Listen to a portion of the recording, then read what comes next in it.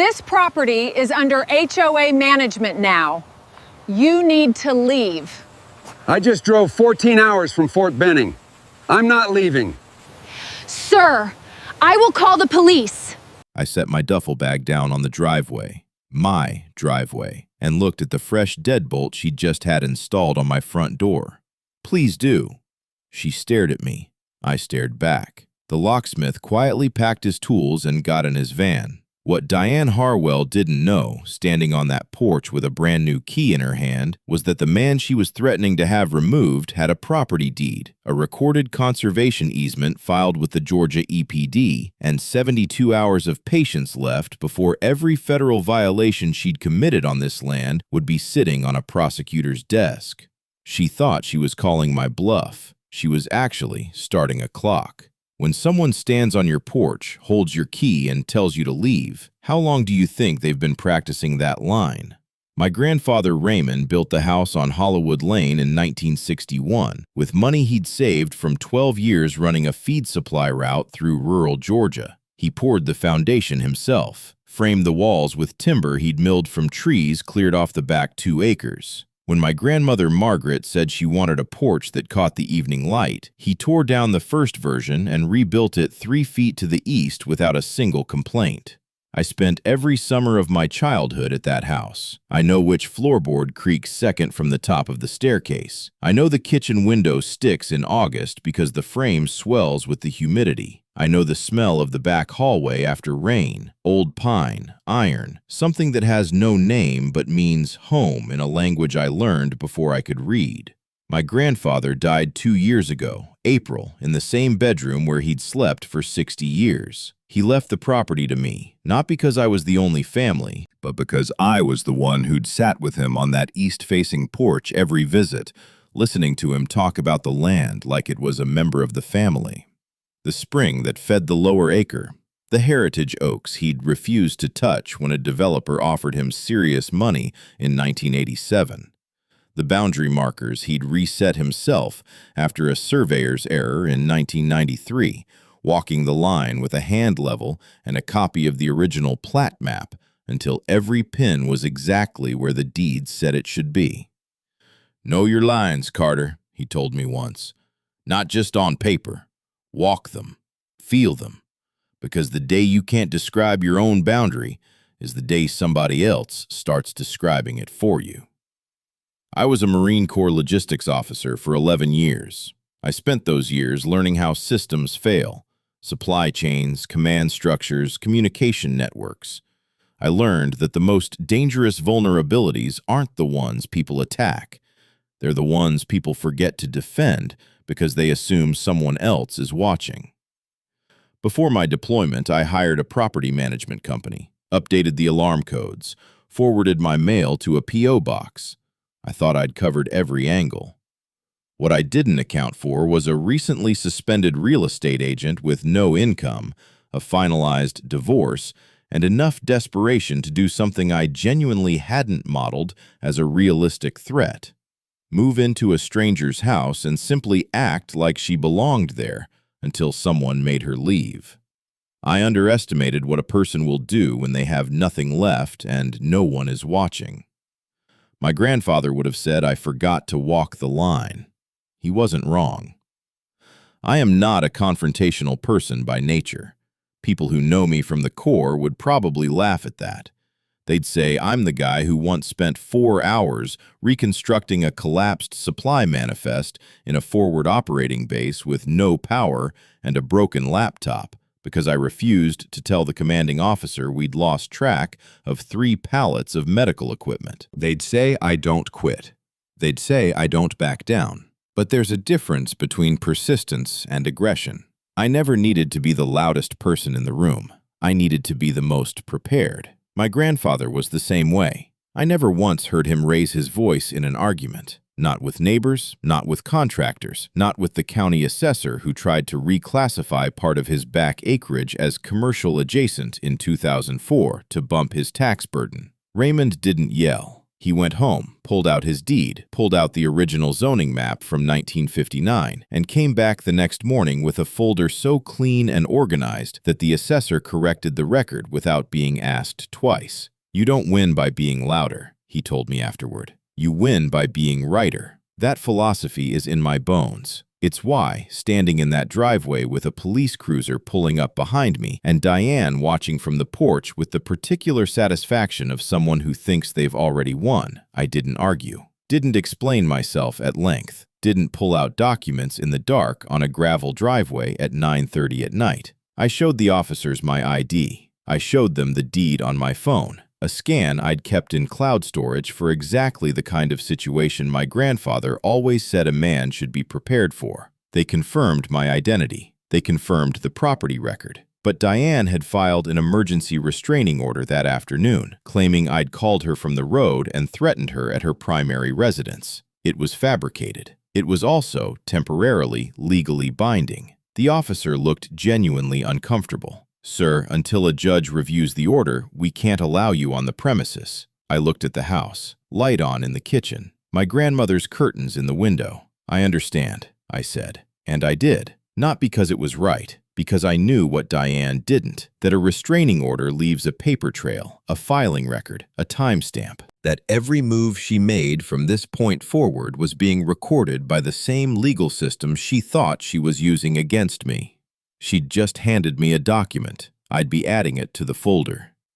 The extended stay motel off Highway 78 had thin walls, a vending machine that ate my last dollar bill, and Wi-Fi just strong enough to run a county property records search.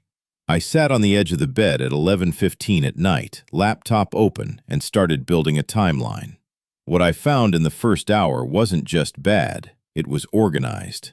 Diane Harwell had contacted my property management company, Piedmont Residential Services, within 3 weeks of my deployment, identifying herself as my fiancé and citing a sudden and painful separation as the reason all services should be canceled.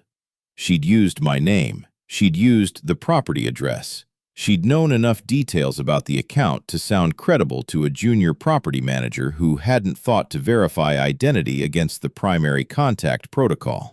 Services were canceled, mail hold lifted, alarm monitoring discontinued. By week 5, she'd had the locks changed for the first time. By week 9, she was posting Instagram reels from her farmhouse kitchen, tagging the location as Maplewood Ridge, showing off original tile work my grandmother had installed in 1974. She was wearing my grandmother's vintage apron in 3 of them. The comments called it charming, called it her aesthetic.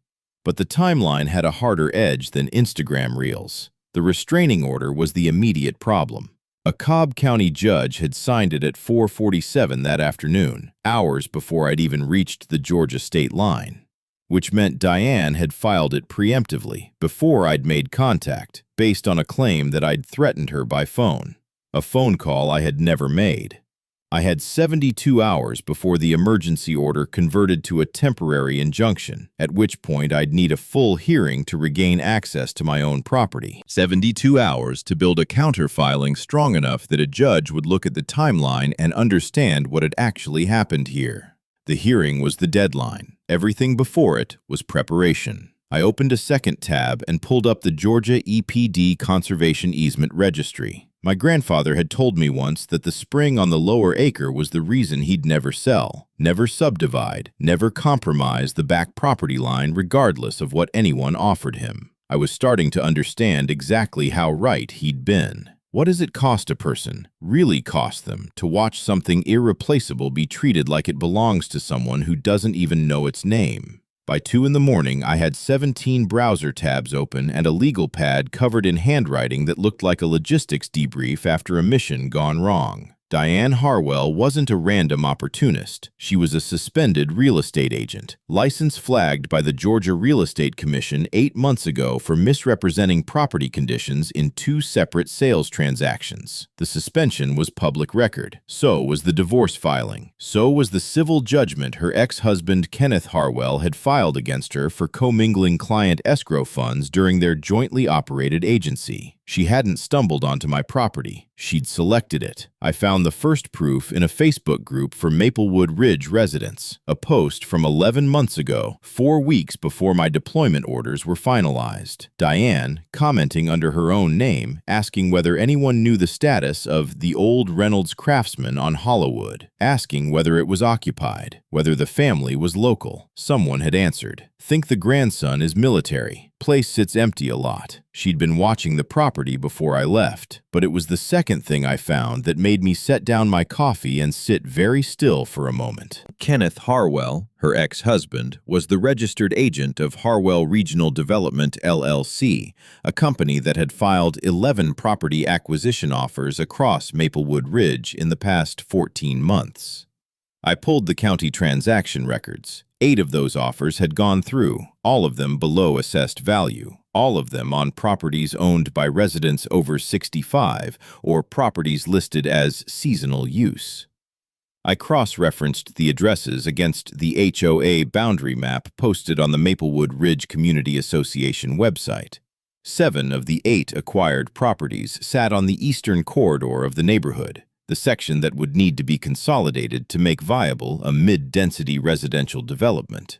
The kind of development that required road access through a specific easement corridor.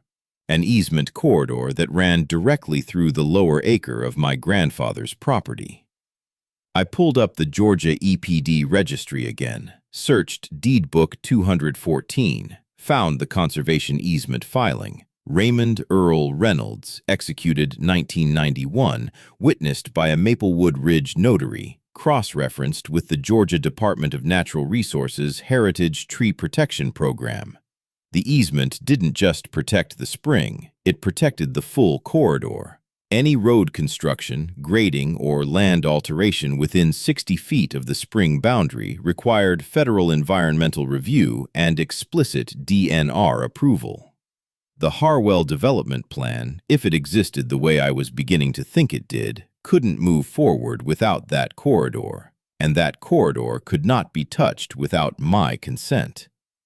I sat back and looked at the ceiling of that motel room for a long moment. Diane hadn't just stolen a house to live in. She'd been planted there to establish occupancy, cloud the ownership record, and create enough legal friction to force a distressed sale. How many people, I wondered, had already sold without ever knowing what they were really giving away? At 6:15 the next morning, I drove to the Maplewood Ridge Community Center and sat in the parking lot until I saw lights come on inside. I hadn't slept. I'd spent the remaining hours building 2 parallel documents. One, a counterfiling for the restraining order hearing. The other, a property timeline with source citations for every claim. The kind of document you build when you know the other side is going to walk into a courtroom confident, and you want them to stop being confident approximately 4 minutes into the proceedings. But that morning wasn't about the courtroom yet. It was about a choice. The community center hosted a monthly HOA open session, informal, coffee and folding chairs, the kind of meeting where residents aired complaints about landscaping contractors and speeding on the back streets. I'd gotten an alert from the neighborhood app, still linked to my account, that this month's session had an added agenda item: Hollywood Lane Property Status Update, presented by HOA Compliance Liaison Diane Harwell. She'd given herself a title. I sat in my truck and thought about what my grandfather would have done. He wouldn't have walked in there and unloaded everything he knew. That wasn't how Raymond operated. He would have listened. He would have let people speak. He would have identified who in that room already felt something was wrong but hadn't found the language for it yet. And then he would have asked one question, just one, that made everyone in the room start asking the same question themselves. I went inside. Diane was already at the front of the room, a printed agenda in hand, wearing the kind of business casual confidence that belongs to someone who has rehearsed a performance. She saw me walk in. Something moved behind her eyes. Not quite fear, more like recalculation. I took a seat in the back row and said nothing. She proceeded, described the property at 4 Hollywood as currently in a disputed occupancy status following the owner's extended absence. Said she'd been maintaining it as a service to the community under informal HOA oversight authority. Said there would be a formal compliance review to determine the property's standing within the association's management framework. 3 people in the room nodded. 2 looked uncertain. One older man near the window, gray cardigan, coffee in both hands, caught my eye and held it for just a second longer than a stranger would. I didn't speak, didn't stand up, didn't produce a single document. When the session ended and people filtered out, I walked to the folding table where the HOA charter binder was sitting open and found the section on compliance liaison appointments. The position required a board vote, a recorded vote, with minutes. I photographed every page. At what point does silence become its own kind of strategy? Over the next 2 days, I drove every street in Maplewood Ridge, not to be seen, to see. I counted 6 properties with new for sale signs, 4 of them on the eastern corridor, 2 within 3 blocks of Hollywood Lane. 2 more had sold recently enough that the sold riders were still on the stakes. Harwell Regional Development LLC listed as buyer on the county transfer records I'd pulled the night before. I walked the perimeter of my grandfather's back acre on foot, staying on the public easement line. The gravel path Diane had installed cut straight through the native ground cover along the spring corridor. New stone, still pale, not yet weathered. Someone had trimmed the lower branches of the largest heritage oak. Clean cuts, professional equipment. The trimmed wood had been left in a pile near the property edge like it was waiting for a hauling crew. I photographed everything, timestamps on every image. I knocked on 4 doors. 3 neighbors answered. All 3 had received above-market purchase offers in the past 6 months. Printed letters on Harwell Regional Development letterhead, citing exciting community revitalization plans for the Maplewood Ridge Eastern Corridor. One woman, retired schoolteacher named Bev, had gotten 2 offers. The second one came with a handwritten note suggesting the neighborhood was entering a transitional period, and that early sellers would receive the best terms. She hadn't sold, but she was scared.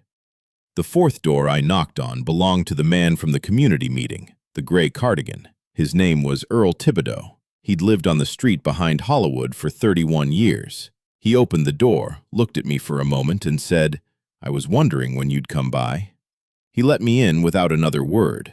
On his kitchen table was a manila folder. Inside it, a photocopy of a survey map dated 1988, the original Maplewood Ridge plat, showing every easement corridor in the neighborhood, including one running directly along the spring boundary of my grandfather's property, annotated in pencil in handwriting I recognized immediately.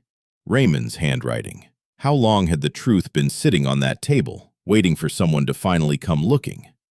Earl Thibodeau made coffee without asking whether I wanted any and set a mug in front of me like a man who understood that some conversations require something warm to hold on to.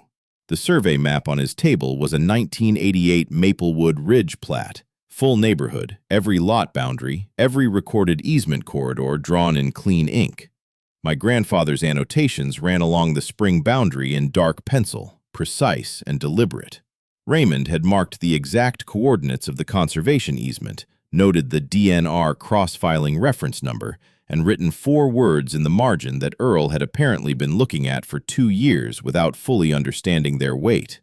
"This line does not move." "Raymond gave me that copy in 2019, Earl said. Said if anything ever happened and someone started asking questions about the back acre, I should hold on to it. Didn't explain more than that. Raymond wasn't a man who over-explained. I took a photograph of every page, then called my attorney from the driveway. Marcus Webb had handled my grandfather's estate, executed the deed transfer, and filed the original probate. He was 61, meticulous, and had the particular calm of a man who had seen enough legal chaos to know that the people who survive it are the ones who document everything before they need to.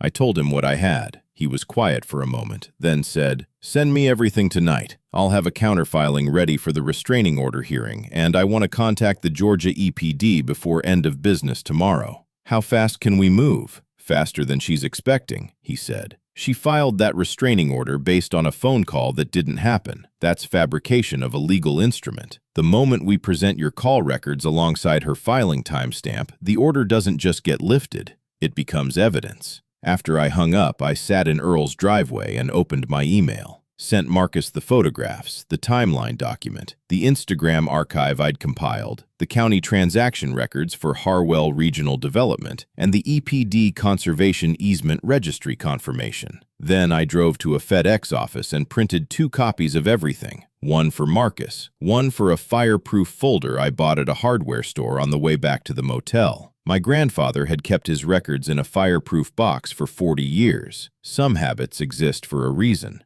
Marcus called me at 7:40 the next morning. His voice had the particular flatness of someone delivering bad news they've already processed, so you don't have to watch them process it. She filed an amended complaint last night, he said. Added a claim of property abandonment under Georgia Code 44-7-7. She's arguing that your extended absence, combined with the cancellation of all management services, constitutes constructive abandonment of the premises, and that her occupancy represents legitimate adverse possession initiation under a good faith claim of right. I sat with that for a moment. Adverse possession. It was a legal doctrine designed for genuine cases of long-term, open, continuous occupancy of truly abandoned land. In Georgia, the standard claim required 20 years of uncontested occupancy. Diane had been in the house for 5 months. But the amended complaint wasn't designed to win on adverse possession merits. It was designed to create enough legal fog to delay the restraining order hearing, cloud the title record, and give Kenneth Harwell's development timeline room to maneuver. Can she make it stick? I asked. Not ultimately, but she doesn't need to make it stick. She needs to make it last long enough to matter.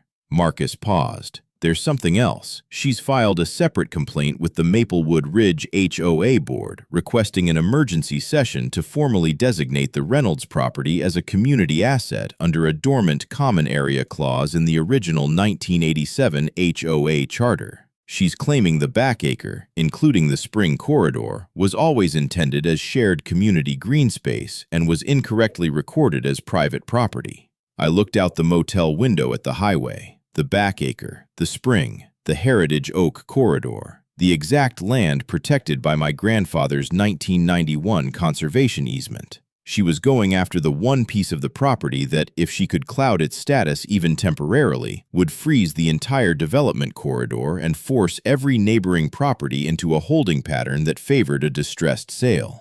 She hadn't just stolen a house. She was trying to steal the land beneath 6 other families. The emergency HOA board session was called for Thursday evening at the community center. I found out through the neighborhood app, same alert system Diane apparently hadn't thought to remove me from. The agenda listed one item: formal review of Reynolds property boundary designation and spring corridor community access rights. I arrived early and took the same seat in the back row. The room was fuller than the Monday session. 12 residents, 4 board members, and a man in a gray suit I didn't recognize who sat beside Diane at the presentation table with a leather portfolio and the practiced stillness of someone billing by the hour. Kenneth Harwell's attorney, I would later confirm. Present at an HOA meeting for a neighborhood where Kenneth Harwell didn't own a residence. Diane opened the session with a prepared statement. Her voice was measured, authoritative, the cadence of someone who had rehearsed this in front of a mirror. She said the Reynolds property at 4 Hollywood Lane had been functionally integrated into the community's shared green space for decades. She said the spring corridor had been informally accessed by residents for years, and that the back acre had never been developed or actively maintained by the Reynolds family in any meaningful capacity. Then she said the sentence that I wrote down word for word in the margin of my legal pad. That land has always belonged to this community. The deed is a technicality. What matters is how the land has actually been used. The board chair, a man named Grover Fitch who sold insurance and had never, to my knowledge, walked the back acre of anything, nodded slowly like he was receiving wisdom. I looked around the room. 2 residents were nodding. 3 looked uncomfortable. Bev, the retired schoolteacher, was staring at the table. Earl Thibodeau was in the far corner, cardigan, coffee, watching Diane with the expression of a man who has heard a wrong thing said with great confidence and is waiting to see who else notices. I wrote 3 more words beneath Diane's quote on my legal pad. She just said it. Not the adverse possession filing, not the amended complaint. This. spoken aloud in front of witnesses, recorded in HOA meeting minutes by a volunteer secretary with a laptop. The deed is a technicality. I underlined it twice. How much confidence does it take to call someone else's legal title a technicality? And how quickly does that confidence become the thing that destroys you? By Friday morning, the system Diane had been building for 5 months was running at full speed. The HOA board, specifically Grover Fitch, who had apparently decided that Diane's leather portfolio attorney was more authoritative than 30 years of recorded county documents, issued a formal notice declaring the Reynolds Spring corridor under temporary community stewardship pending boundary clarification. The notice was printed on HOA letterhead, signed by Fitch, and posted on the neighborhood app with a PDF attachment. It had no legal standing. It was a piece of paper generated by a homeowners association with no municipal authority, no county backing, and no jurisdiction over a privately recorded deed. But it looked official to anyone who didn't know the difference, which was precisely the point. That same morning, a landscaping crew showed up at the back boundary of my property with a flatbed carrying wooden stakes and orange construction fencing. They were contracted, they said, by the Maplewood Ridge Community Association for boundary marking and corridor preservation work. The crew foreman showed me a work order signed by Grover Fitch.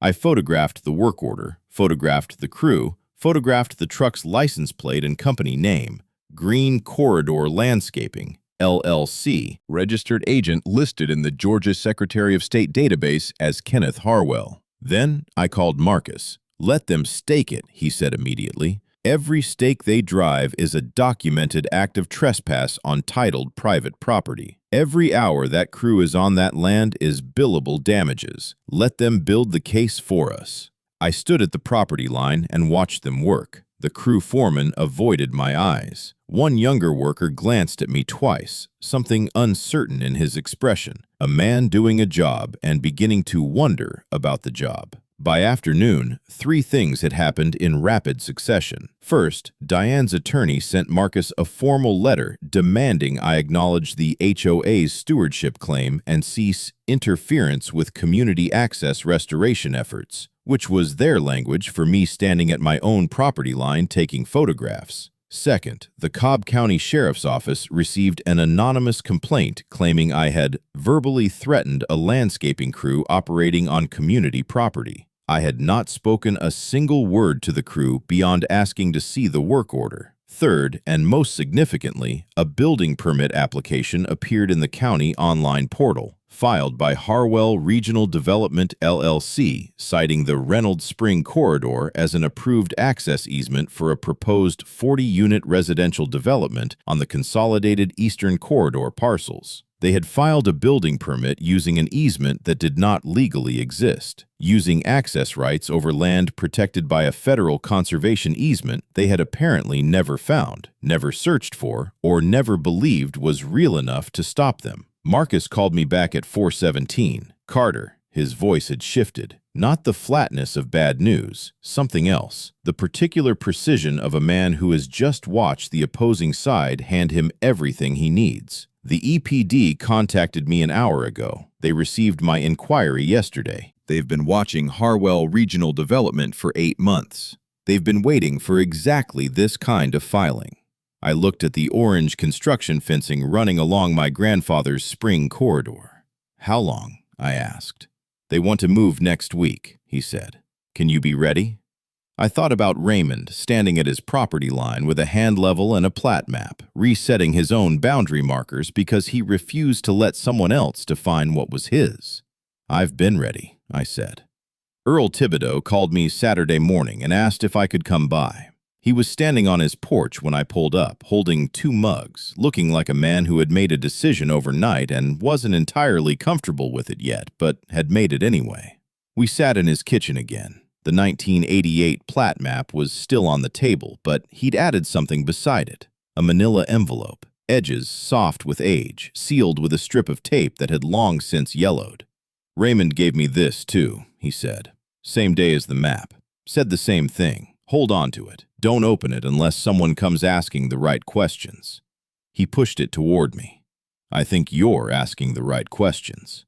Inside was a single folded document, a letter, handwritten, dated March 14th, 1991, the same year my grandfather had filed the conservation easement.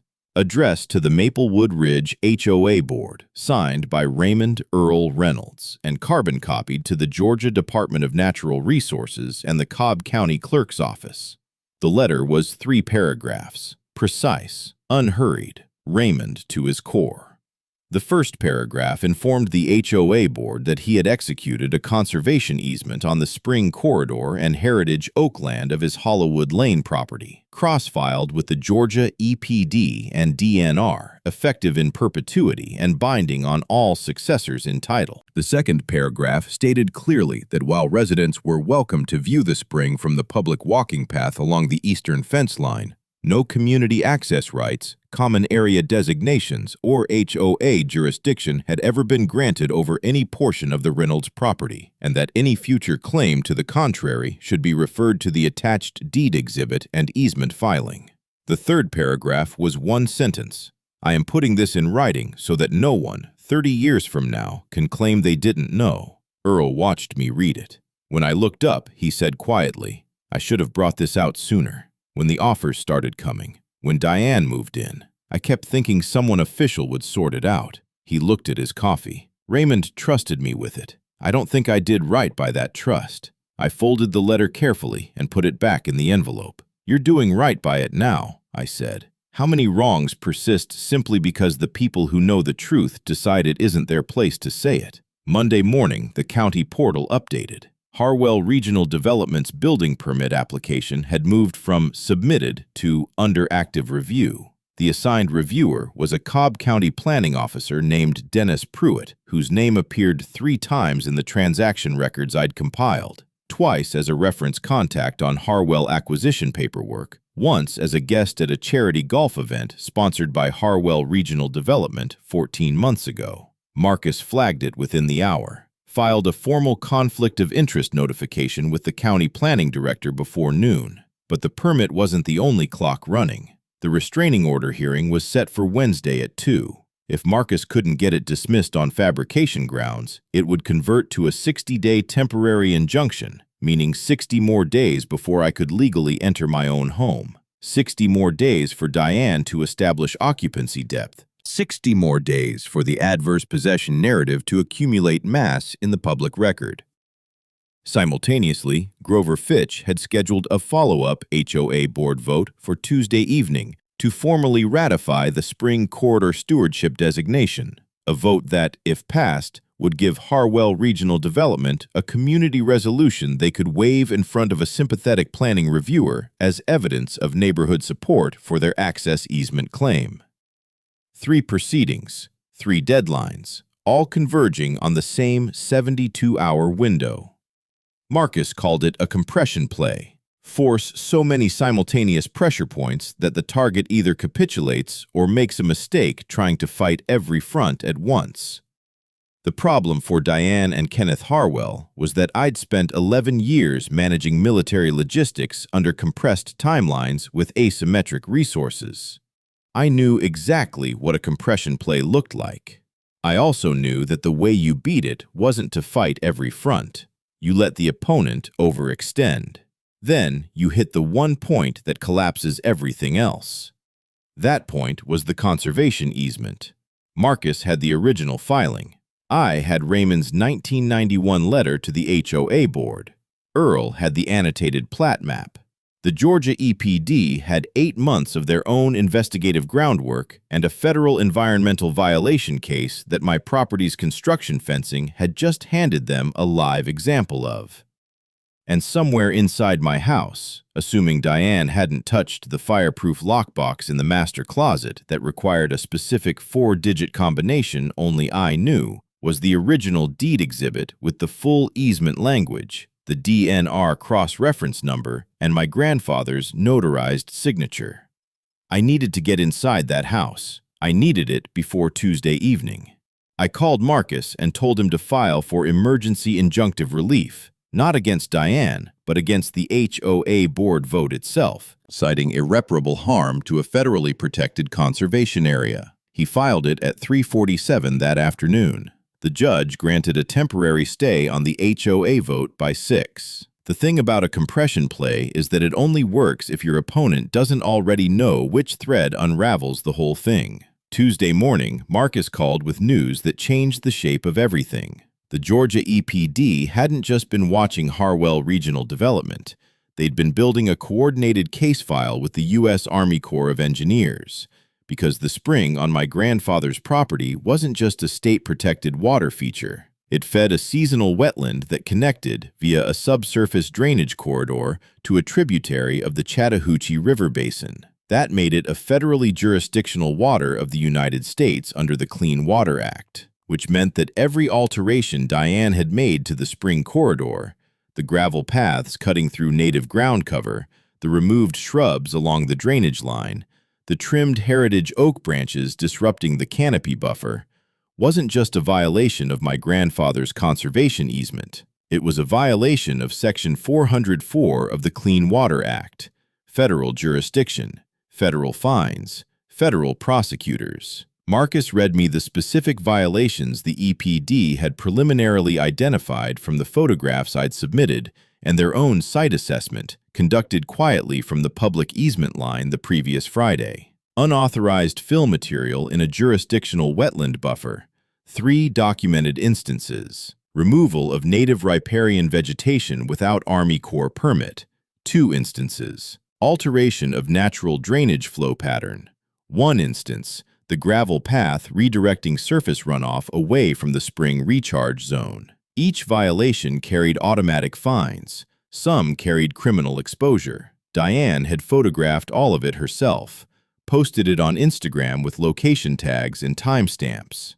Captioned, "One reel, finally cleared out this overgrown mess, farmhouse glow-up in progress." She had documented her own federal violations and published them to 11,000 followers. But the document that Marcus saved for last was the one that made everything else make sense in a way I hadn't fully seen until that moment. In 1991, when my grandfather filed his conservation easement, he hadn't just cross-referenced it with the Georgia EPD. He had petitioned the Army Corps of Engineers to formally designate the spring corridor as a protected riparian buffer under the Clean Water Act's then emerging wetland protection framework. The Corps had reviewed the petition, conducted a site assessment, and issued a formal jurisdictional determination, a legal document confirming federal jurisdiction over the spring and its drainage corridor. That jurisdictional determination had been recorded with the Cobb County Clerk's Office in December 1991, filed as an exhibit to the deed, and cross-indexed under the property's tax parcel number. It had been sitting in the public record for 33 years. Harwell Regional Development's attorneys had filed a building permit application citing an access easement over a federally jurisdictional waterway corridor without performing a basic title search. Either they hadn't looked, or they'd looked, found it, and filed anyway, betting that no one would catch it fast enough to matter. I thought about Kenneth Harwell's attorney sitting in that HOA meeting with his leather portfolio and his practice stillness, and I wondered which one it was. Then I decided it didn't matter. By Wednesday afternoon, they were going to find out that someone had caught it. What does it mean when a man files paperwork on land he's never actually read the deed to? Is that ignorance, or is it something closer to contempt? The restraining order hearing was Wednesday at 2. I was in the courthouse at 1:15, sitting beside Marcus in a hallway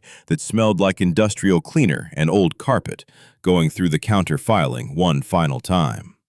Marcus had built it in 3 sections: fabrication of the restraining order instrument, documented proof of my ownership and continuous legal title, and a preliminary exhibit on the federal conservation violations. Clean, sequenced, nothing extraneous. Diane arrived at 1:40 with her attorney and a woman I didn't recognize who carried a leather tote and took notes on a yellow legal pad from the moment she sat down. They didn't look at us. That particular kind of not looking that requires effort. The hearing lasted 40 minutes. Diane's attorney argued the restraining order on its merits, that I had made threatening contact by phone, that Diane had reasonable fear for her safety, that the property's occupancy status was legitimately disputed and required resolution before I could be granted access. Marcus presented my complete call records for the 72 hours preceding Diane's filing. 41 calls, every number documented, not one of them to any number associated with Diane Harwell, her attorney, or the Hollywood Lane property. The judge, a woman named Honorable Patricia Sowell, who had the particular economy of expression that belongs to people who have heard every variety of human dishonesty and stopped being surprised by any of it, looked at the call records for approximately 30 seconds. Then she looked at Diane. "Ms. Harwell, you filed this order claiming Mr. Reynolds contacted you by phone on the afternoon of the 14th. His carrier records show no such call was made. Do you have any documentation supporting your claim?" Diane's attorney spoke. Judge Sowell held up one hand without looking at him. "I'm asking Ms. Harwell." Diane said she was certain she had received a call, that perhaps it had come from a different number, that she had felt genuinely threatened. Judge Sowell dismissed the restraining order, but she didn't stop there. She flagged the filing for review as a potentially fraudulent legal instrument, entered the dismissal with a notation of bad faith, and ordered Diane to vacate the premises at 4 Hollywood Lane within 48 hours, pending a full ownership hearing scheduled for the following Monday. 48 hours. I should have felt relief. I didn't. Not yet. Because as Marcus and I walked out of the courthouse into the afternoon light, his phone rang. He answered, listened for 11 seconds, and stopped walking. He turned to me. "Green Corridor Landscaping went back to the property this morning," he said. "Before the hearing, they installed a full perimeter fence along the spring corridor boundary, 6 feet, chain link, padlocked gate, and they poured a concrete equipment pad in the southeast corner of the back acre." I stood very still. Poured concrete on a federally jurisdictional wetland buffer, on land protected by a 33-year-old conservation easement, on my grandfather's property, while I was in a courthouse 2 miles away getting a restraining order dismissed. The equipment pad was 12 feet by 14 feet. It had taken them less than 3 hours. It would take the Army Corps of Engineers considerably less time than that to classify it as an unauthorized fill event in a Section 404 waterway corridor. I looked at Marcus. "How many federal charges does a concrete pour add?" I asked. He didn't smile exactly, but something in his expression shifted.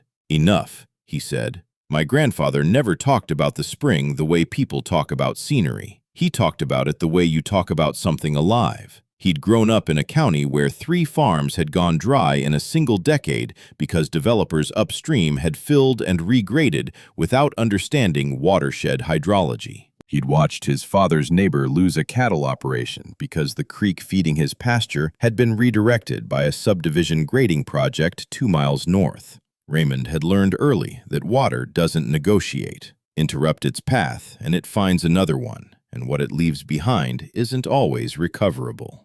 When he bought the Hollywood Lane property in 1961, the spring was already there, older than the house, older than the road, older than the neighborhood that would eventually grow up around it. He had the flow rate tested, had a hydrologist map the subsurface drainage corridor, built the east fence line specifically to give the recharge zone a buffer from foot traffic and lawn chemicals. He planted the native shrubs himself, every one of them, said they weren't decoration, said they were the spring's immune system. My grandmother Margaret used to bring a folding chair down to the lower acre on summer evenings and sit near the water, not doing anything, just sitting. She told me once that it was the quietest place she'd ever found, the kind of quiet that fills up instead of empties out. She died in 2017. My grandfather kept her folding chair in the garden shed, exactly where she'd always put it after an evening visit. Kept it there until the day he died. The concrete equipment pad that Green Corridor Landscaping had poured that morning sat 12 feet from where my grandmother's chair used to rest, poured directly over the native shrubs Raymond had planted 40 years ago, over the recharge zone he'd mapped and protected and written letters to county boards about and filed federal paperwork to preserve, over the quietest place Margaret had ever found. I drove past the property that evening and looked at the chain link fence and the raw gray concrete through the gap in the tree line, and I felt something settle in my chest that wasn't grief and wasn't anger. It was clarity. Some things are worth every document, every filing, every hour in a motel room eating crackers and pulling county records at midnight. Some things you don't let go of. What do we owe the places that held the people we loved? And what does it say about us if we let someone pour concrete over them without a fight? The ownership hearing was Monday at 10. By 9:45, the courtroom had more people in it than a routine property dispute typically draws. Marcus had notified the Georgia EPD and the Army Corps of Engineers. The Corps had sent a field counsel. The EPD had sent their lead investigator on the Harwell Regional Development file. 2 federal agents, suits, no insignia, sat in the second row with a manila accordion folder between them that was thick enough to use as a doorstop. Diane arrived with her attorney and Kenneth Harwell's attorney, both of them side by side. Kenneth Harwell himself sat 3 rows back in a charcoal blazer, arms crossed, the posture of a man who has paid enough lawyers to believe that money is a kind of weather system that moves problems away from him. Earl Thibodeau was there. So was Bev. So were 4 other Maplewood Ridge residents I recognized from the HOA meeting. They sat quietly on the left side of the gallery and did not look at Diane. Judge Soule entered at 10:02, looked at the room once, took in its unusual density, and proceeded without comment. Marcus stood and laid the document chain on the record in exactly the order we'd structured it. Clean, sequenced, no drama, no theater, just layer after layer of recorded fact, each one confirming the same thing from a different institutional vantage point. Layer 1, title and deed. Deed Book 214, page 87, Cobb County Clerk's Office. Raymond Earl Reynolds to Carter James Reynolds. Recorded, witnessed, probated, transferred without encumbrance. The chain of title ran unbroken from 1961 to the present day. Marcus placed the certified copy on the evidence table. Layer 2, the 1991 conservation easement, filed with the Georgia EPD, cross-referenced with the Department of Natural Resources Heritage Tree Protection Registry, recorded as a deed exhibit in the Cobb County Clerk's Office, effective in perpetuity, binding on all successors. Marcus placed the EPD certified copy alongside the deed. Then he placed Raymond's original 1991 letter to the HOA board, the one Earl had kept in a manila envelope for 2 years, on the table beside it. I am putting this in writing so that no one, 30 years from now, can claim they didn't know. He read that sentence into the record without inflection. Layer 3, the Army Corps Jurisdictional Determination, issued December 1991, formally designating the spring and its drainage corridor as a federally jurisdictional water of the United States under Section 404 of the Clean Water Act. Recorded with the Cobb County Clerk's Office as a deed exhibit, cross-indexed under the property's tax parcel number, available in the public record for 33 years. Marcus placed the certified copy on the table. He then placed the building permit application filed by Harwell Regional Development, LLC, the one citing a non-existent access easement over this exact corridor, directly beside it. The room was very quiet. Layer 4, the violations. Marcus presented the EPD investigators' preliminary site assessment. 6 documented Clean Water Act violations. 3 instances of unauthorized fill material in a jurisdictional wetland buffer. 2 instances of removal of native riparian vegetation without Army Corps permit. 1 instance of drainage flow alteration. All photographed. All time-stamped, all geolocated to the Reynolds Spring corridor. Then he opened Diane's Instagram archive on the courtroom display screen. 11 posts, reels and photos, all tagged to Maplewood Ridge, all time-stamped across the 5 months of her occupancy. Gravel paths through native ground cover, trimmed heritage oak branches stacked at the property edge. The caption finally cleared out this overgrown mess. Farmhouse glow-up in progress. 11,000 followers had watched Diane document her own federal violations in real time.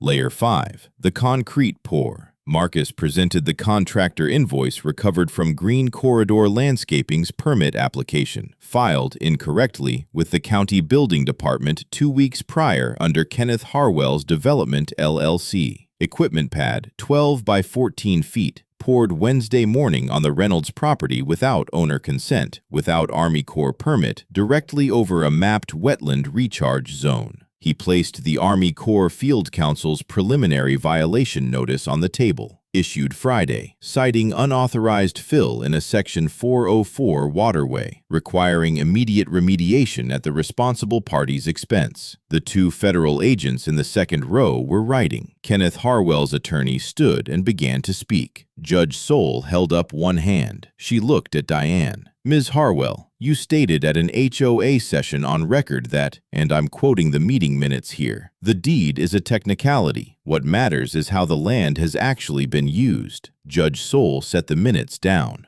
I want you to understand something. A deed recorded with this county, cross-filed with 2 state agencies and 1 federal agency, supported by a jurisdictional determination that has been public record since 1991, is not a technicality. It is the foundational legal instrument of property ownership in this state, and every action taken on that land without the owner's consent, from the moment Mr. Reynolds deployed overseas, constitutes trespass at minimum and federal environmental violation at maximum. She looked at Diane's attorney, then at Kenneth Harwell's attorney. I'm granting full restoration of title access to Mr. Reynolds, effective immediately. I'm referring the fraudulent restraining order filing to the district attorney's office. I'm referring the adverse possession claim for sanctions review, and I'm entering a formal referral to federal prosecutors regarding the Clean Water Act violations documented in this proceeding.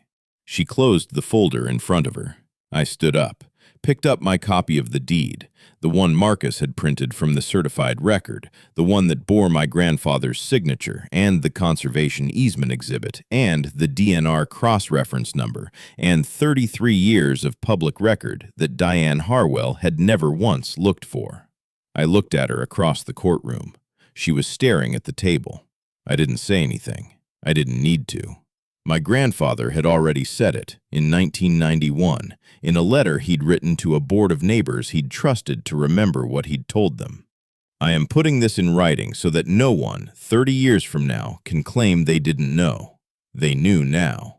When the documents are finally laid on the table and the room goes quiet, what does that silence sound like to the person who spent months pretending the documents didn't exist? I walked into the house that afternoon for the first time in 8 months. The locks were wrong. Diane's deadbolt, not mine, but Marcus had arranged for a licensed locksmith to accompany me per the court order, and within 20 minutes the doors were mine again. I stood in the front hallway and let the smell of the place reach me. Pine, iron, something old and specific that has no name but means exactly one thing. It still smelled like home. Not entirely. There were candles she'd burned, a faint overlay of something floral and commercial that didn't belong.